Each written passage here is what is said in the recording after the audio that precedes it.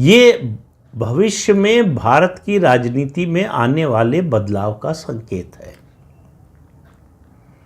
कि क्षेत्रीय दलों से अब बीजेपी की सीधी लड़ाई होने जा रही है। और प्रधानमंत्री का एक बयान आपको याद होगा, अभी इन चुनाव के दौरान ही उन्होंने किस राज्य के चुनाव, हमारा ख्याल शायद महाराष्ट्र के चुनाव के दौरान कहा था कि कांग्रेस एक परजीवी पार्टी है। तो कांग्रेस की जो ताकत इस समय आती है वो क्षेत्रीय दलों के कारण आती है, वरना देश में 2-3 राज्यों से बाहर कांग्रेस का कोई बड़ा प्रभाव नहीं है।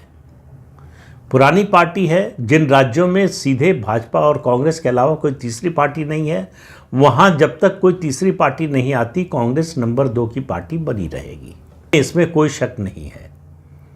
लेकिन जिस तरह का बदलाव आया, आप देखिए क्षेत्रीय दलों की अगर आप बात करें तो पिछले 8 महीने में, सिर्फ 8 महीनों में 2024 के लोकसभा चुनाव में इन्हीं क्षेत्रीय दलों की मदद से कांग्रेस 53 से 99 पे पहुंची, 53 से 99 लोकसभा सीट्स पर। और उसके बाद जो चुनाव हुए हैं 5 राज्यों में, हरियाणा, जम्मू कश्मीर, झारखंड, महाराष्ट्र और अब दिल्ली, इनमें से किसी में कांग्रेस की जीत नहीं हुई है। जम्मू कश्मीर की बात करें तो उसको 2 हिस्से में बांटकर देखना पड़ेगा। जम्मू में भाजपा की जीत हुई है और घाटी में नेशनल कॉन्फ्रेंस की जीत हुई है, कांग्रेस की कहीं जीत नहीं हुई। झारखंड में झारखंड मुक्ति मोर्चा की जीत हुई है, कांग्रेस की जीत नहीं हुई है। हरियाणा हार गई कांग्रेस। महाराष्ट्र में साथ मिलकर लड़े 3 दल, 2 क्षेत्रीय दल और कांग्रेस, शरद पवार की पार्टी, उद्धव ठाकरे की पार्टी, बुरी तरह से हार गए।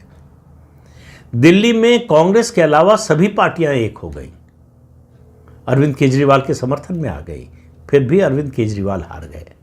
तो क्षेत्रीय दलों की अगर आप बात करें तो सिर्फ अरविंद केजरीवाल की पार्टी ऐसी है जिसकी 2 राज्यों में सरकार थी, एक राज्य में सरकार चली गई।